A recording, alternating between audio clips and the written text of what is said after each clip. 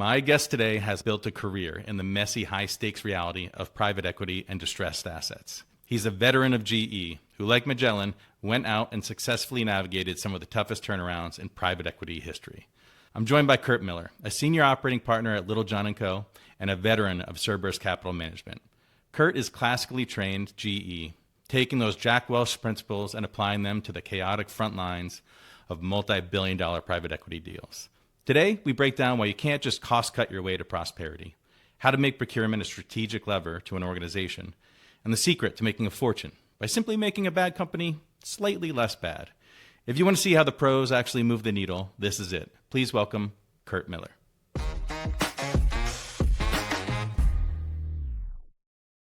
Curt, thanks so much for being here. Pleasure, George. Appreciate you taking the time. I'm excited to hear more about your story. I figured where we'd start is you came out of GE. It's famous for the amount of talent that's come out of there. And then, like Magellan, you've navigated through just a bunch of different private equity firms of different flavors. And so maybe we just start with what was that transition like from inside GE to then out into the private equity world? What I like to say is I was classically trained GE, where I joined right out of college with an industrial engineering degree and went through what I'd say all their indoctrination programs, for lack of a better word, meaning I started up in Erie building locomotives on a 2-year manufacturing track with the intent that I was going to be working in the factories for the majority of my career. As it turns out, that didn't happen. From there, in those first 2 years, I learned about the internal GE audit staff, which was effectively under the Jack Welch era. 50% of the CEOs and CFOs were graduates of that program. You had to stick it out for 4 or 5 years, typically 5 years, if you wanted to be a CFO. I didn't want to be a CFO, and so I did 4 years on the audit staff. Once I graduated, per se, off that program, I went to Jack Welch's last acquisition in Kansas City, GE Signaling. It was called Harman Industry. They were doing railroad signaling equipment. And that's where, right, wrong, or different, I got placed as it was PSI leader, production, scheduling, and inventory. And then, right, wrong, or different, a restructuring CFO came in and replaced or eliminated the head of procurement and gave me the job and said, good luck. If you don't figure it out in the first 6 months, we're going to find someone else that does. And go save me some money, Curt. Yeah, that's exactly what it was. It ended up sticking. The shoe fit, per se, in terms of finding my niche in life at that time, as it turned out. We ended up it was a smaller business. I want to say we were around $400 million of revenue, and we were at no EBITDA. And in 12 months, we had taken out, it was headcount and material cost reductions. We hit in the P&L, I think it was $25 million was in the P&L. That wasn't run rate. That's better than zero. Yeah, it was an indoctrination in restructuring, is what I would call it, that I learned during that period. And during that period, Cerberus Capital started calling. I didn't know anything about private equity at that time. I was oblivious. I knew what it was, I'd say, at a very cursory level, meaning I knew, oh, you guys buy companies. And that was the extent of what I knew. It's the spreadsheet guys that buy companies, right? That's about it. Yeah. I was learning the ropes at that time in my life. But that ended up being valuable enough experience that when I did get into private equity, I could speak some of the language. It wasn't completely foreign to me what they were actually trying to do when they were building out their deal models. Steve Feinberg at Cerberus, he had a massive affinity for GE culture, and I'd say just those pedigrees at that time. And he had already hired, I'm going to speculate and go, 15 of my peers from my audit staff era. So that connection is really what ended up getting me dialed into private equity. I would have never made it otherwise. And what ended up happening was they had hired folks to do a lot of what I'd call value creation director or operating partner type work, where they were more generalists to come in and look at the whole value creation stream and manage that with the deal teams. I'm being very generic and overgeneralizing, but that's a lot of generalists, a lot of people with a lot of financial acumen. They were looking for somebody to do procurement. And, a lot of my peers had known that I'd gotten into procurement in that role, my last role at GE. So they started to make that connection with me. And that's where that journey began there. Is they're like, hey, he's the only one on audit staff that went into procurement. So call him up and see if he's interested in the role. At that time, really getting started in private equity. And that was 2004, I'm going to say that was when I joined. Cerberus didn't even have a website at that time yet. That's crazy And to think about. so I, the G brand as a procurement person, like that's a powerful asset. They open doors and part curtains for you anywhere along that way. Just walking and saying you're the G guy, you're going to get special treatment by all the work that brand equity gave you. Going into Cerberus, I learned real quickly the value of that brand equity because I would go out and try to have conversations with, pick your favorite indirect kind of spend, whether it's rental cars or mobile phones, pharmacy, those kind of things that we got into. I would have to do a lot of marketing up front to convince people, first off, that we existed. They were like, I can't find your website, was an awesome.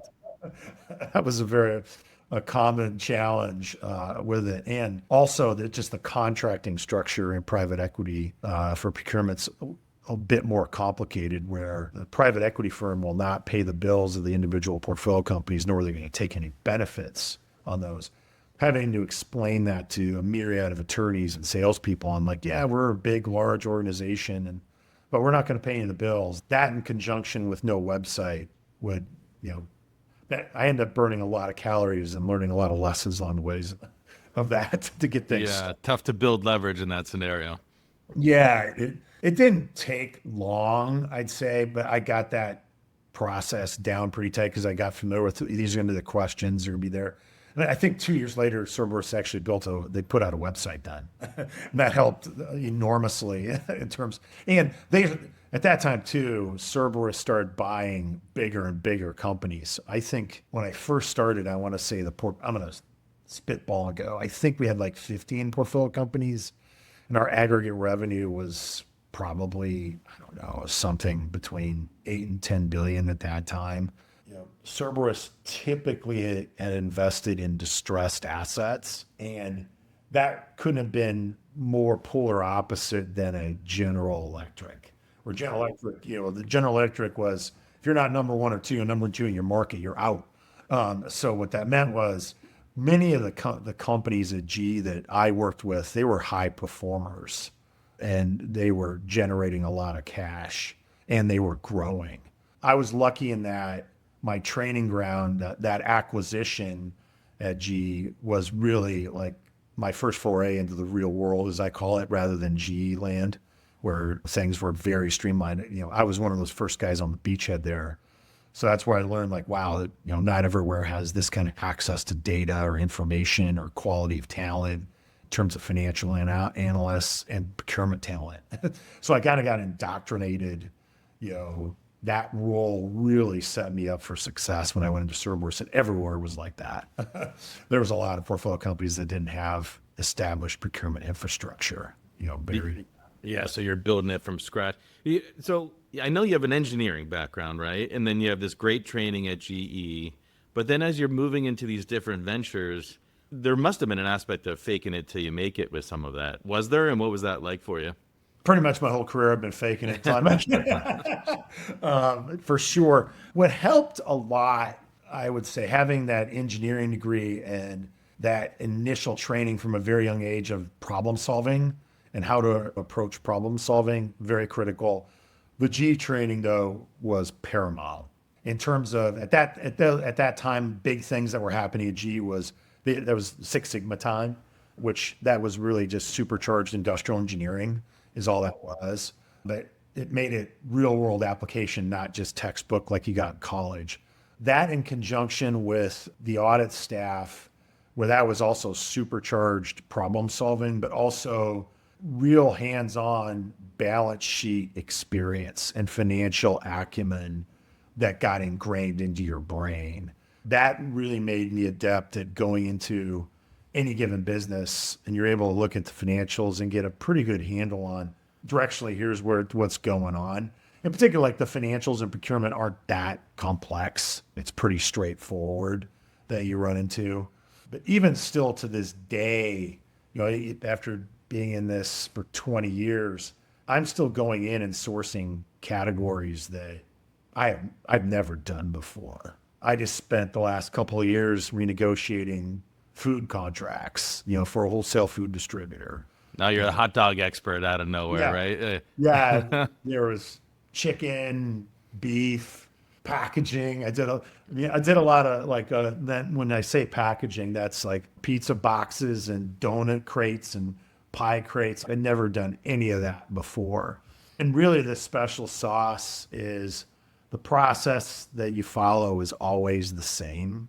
The content is very different and the nuances of specification are very different. And really the special sauce, a huge part of it is winning over the subject matter experts that you have to rely on to help you navigate that sourcing process so that you don't bury the business and make really bad decisions. You really have to partner with them directly because, I'm not all knowing and omnipotent. And I can fake it. I can go into a meeting and act like I really know what I'm doing, but I'm going to have level 1 or level 2 knowledge of any given category.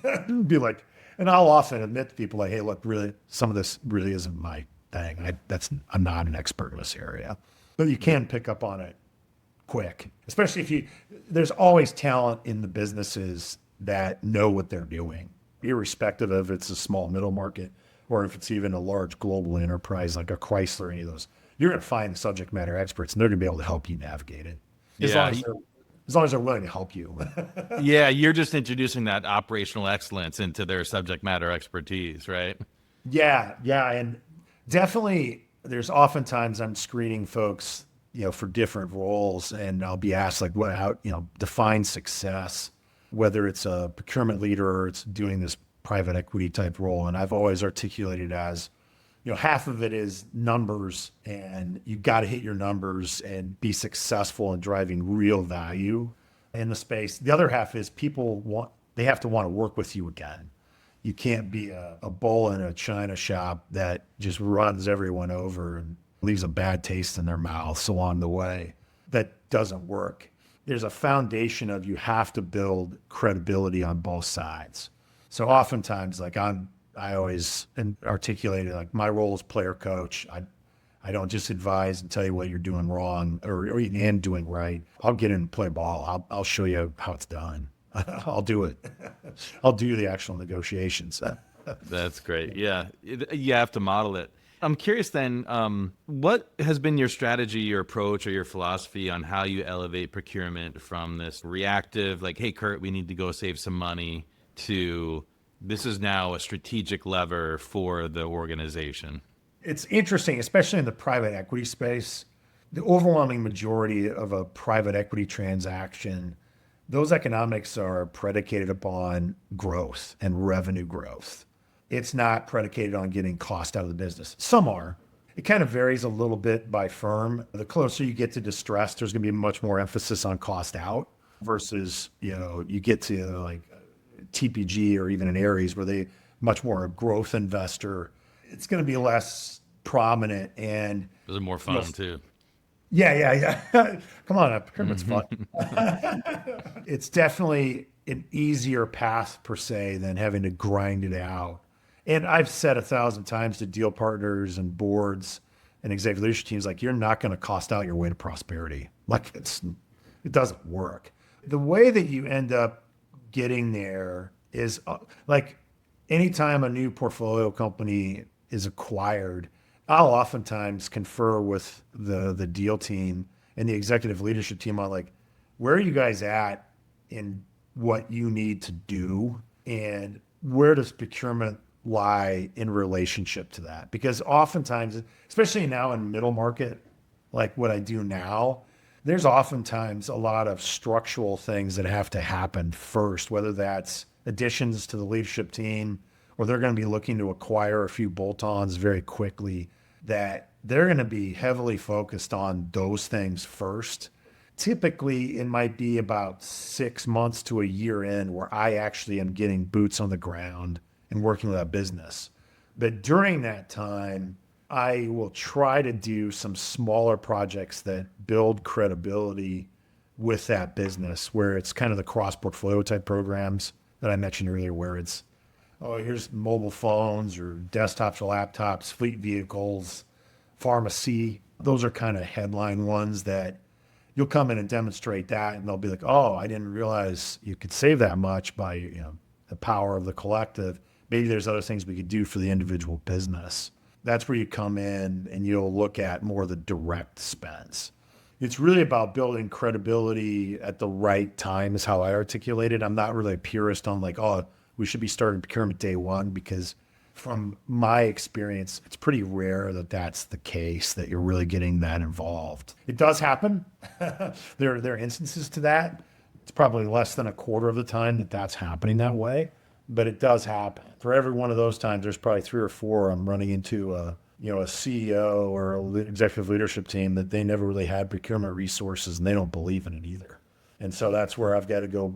The only way that I get past that, honestly, is coming in, picking some trial projects and demonstrating the value, and then they live it themselves. And from there, most of the time, they kind of go, okay, I'm starting to get it. We need to do this more on their own. A long-winded answer to your question is, sooner or later, I end up demonstrating examples to them live. Yeah. Is how you win them Demonstrated value will always win the day, right? I mean, I guess that's why you're successful within private equity. It's the quick wins, it's the pragmatic approach, and let's level up as we go. And so in my world, I'm more on the software side, right? And I've noticed, I want to say in the last 5 years, a lot of the software platforms have gotten better about building out private equity teams. And so that you're not just, because before you'd have someone at your portco dealing with the sales rep at the software platform, and they're just one-to-one talking like that. Now they have these PE teams that can elevate it on their side to the fund level.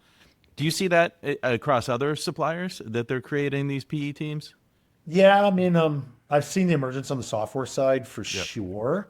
I haven't engaged it heavily on the software side. Like ones I can think of off the top of my head that have been doing it for a long time. ADP has been doing the private equity play for a very long time. The pharmacy coalitions have been doing it for a long time. They do it via coalitions though, rather than like directly with, the PB, the pharmacy benefits managers. For a while, the office supplies guys were doing it, but that's become so de minimis in spend that's kind of disappeared. People just aren't spending that much on it anymore. And Amazon's taking it over quite a bit. Some of the banks do it. They'll have that established infrastructure.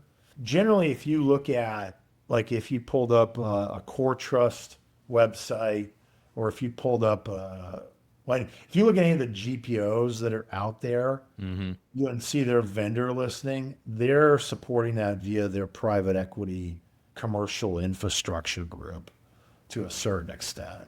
Have you found the emergence of those groups useful, or is it just another man in the middle? The answer is it depends. To me, it's a mathematical answer, meaning if I don't have a large enough spend in a given category, they're great, to do it. A good example would be, another one that's very prevalent, they've been doing for years, parcel, like FedEx and UPS. They have very mature private equity infrastructure. For those, it's great to use a GPO if you don't have like $3 to $5 million worth of spend to crush your portfolio. It's a couple $100,000 here and there. A GPO is a great solution for you. But if you've got $10 million, $15 million, $20 million, you're more or less better off building your own program. You'll be money ahead than relying on a GPO. To me, it's a simple mathematical answer. It's like, if I've got a big enough spend across enough portcos, should probably figure it out yourself. But if not, it ain't worth your time. The effort return's not there to leverage the GPO space. Some of the GPOs, they'll have a couple of really strong programs they're keeping the lights on with. And then they'll have a bunch of them that they could vary how well structured they are. Sometimes the software programs are like that, where they'll advertise that they have a program with, name your favorite software program. And it may or may not be a program, meaning it's not a structured cost per seat, it's a relationship. And they have a starting point. They're like, we're gonna customize it to your individual situation. Mm-hmm. I'm going to congratulate us that we're yet to say AI once, Curt, but I am now going to talk about it. So in the world that we're in right now, and advancements in automation and AI, what do you see changing over the next, 5 years, 10 years or so in your procurement space? Yeah, I mean, I'll answer it on two levels, like just my day-to-day job versus I'd say the macro things that I think about now.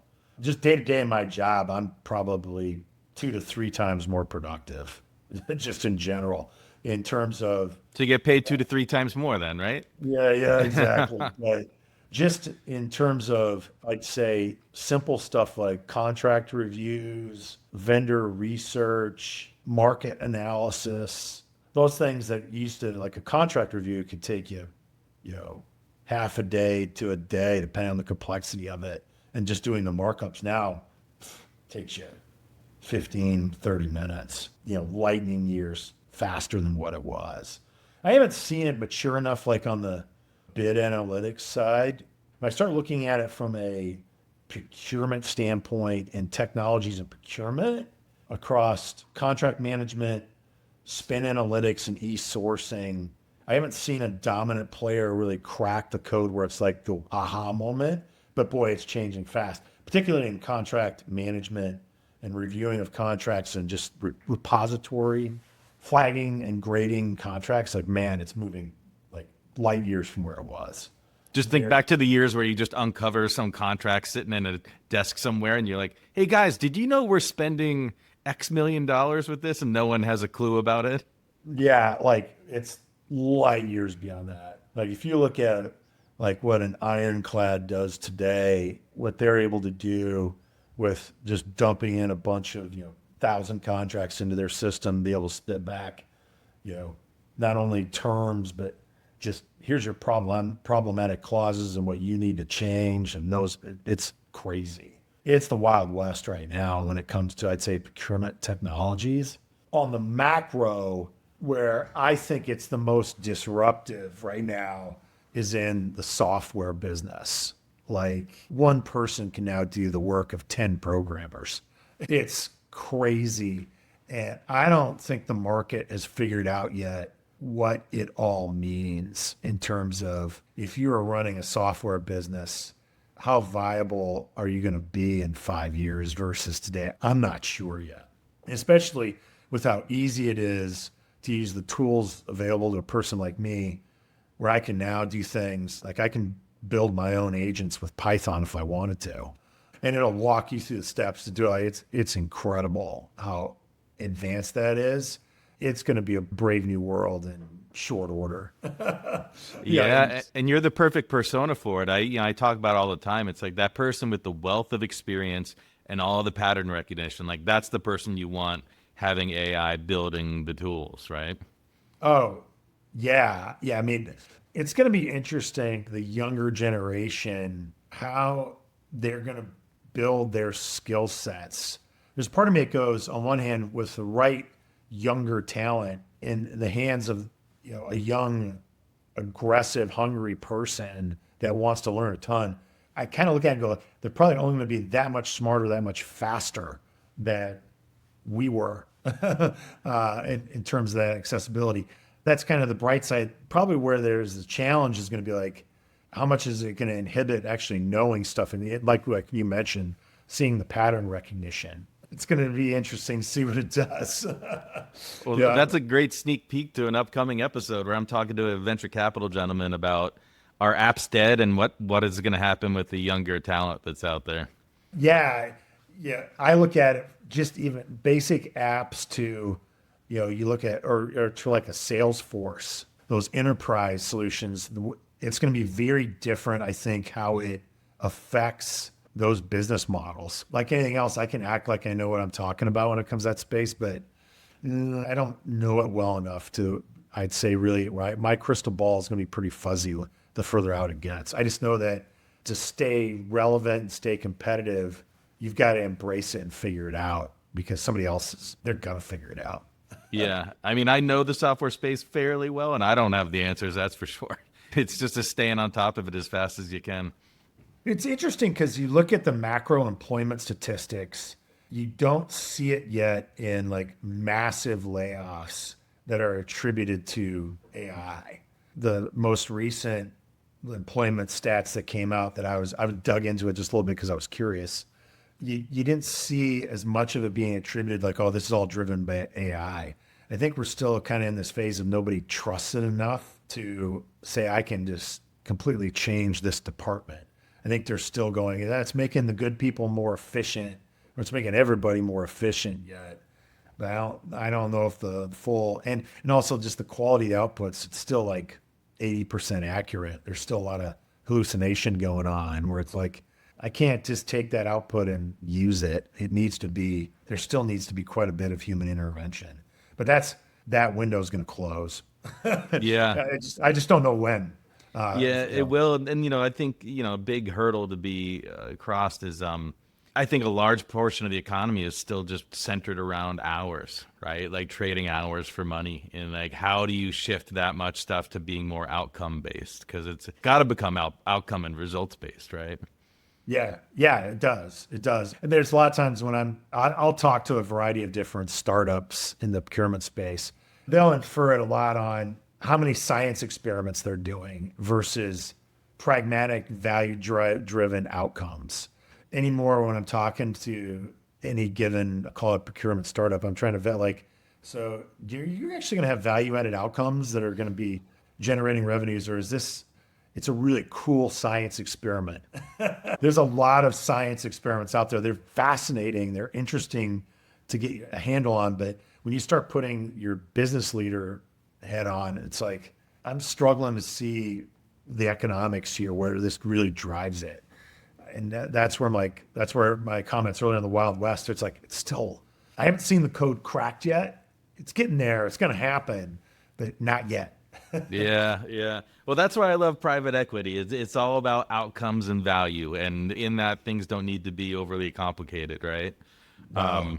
But I could talk with you about this all day, Curt. I like to finish these episodes on a question, which is, in your life, in your career, everything, what's the best advice you've ever received? It's more private equity related. It was at G Capital. This is more professional related, not personal. I'll translate it this way. It was learning about debt and financing. I think it was Bill Carey was the CFO of G Capital, and he went, G Capital is really easy. When we lend people money, we want our money back. He basically was talking about the concept of match funding. And then years later, that translated to a quote from Steve Feinberg at Cerberus. You can make an awful lot of money, especially when he brought on a bunch of G folks who were used to best in class, number one, number two. He would oftentimes say to all of us, there's an awful lot of money to be made from taking a company that's really bad and making them only slightly less bad. There's definitely truth in that, man. I love that. I'm like, and I took that to heart. I'm like, yeah, I think you're right. We don't need to be best in class. We just gotta make continuous improvement here, was his point. It wasn't like, we don't need to be best in class. We only got to be better than what we bought it at. Yeah. Better today than we were yesterday, right? Yeah, for sure. Love it. Curt, thanks so much for being here. I really enjoyed this. Same here, George. Appreciate it.